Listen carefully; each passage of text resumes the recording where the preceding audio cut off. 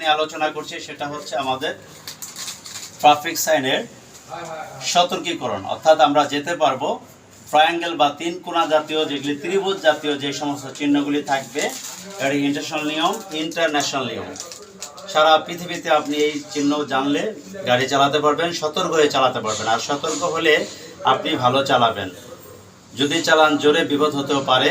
যাই, এটা হলো সেই সতর্কীকরণ চিহ্ন। আচ্ছা, তাহলে আমি এখন যেটা নিয়ে আলোচনা করছি, আমি কামাল খান, সেটা হচ্ছে আপনার যেমন যদি এটা আসছে রেলওয়ে লেভেল ক্রসিং, যেখানে গার্ড আছে, এই যে গেটের ছবি, আর এটা হচ্ছে গার্ড নেই, তাহলে রেলওয়ে লেভেল ক্রসিং দুই প্রকার, একটি হচ্ছে গার্ড আছে, একটি গার্ড নেই।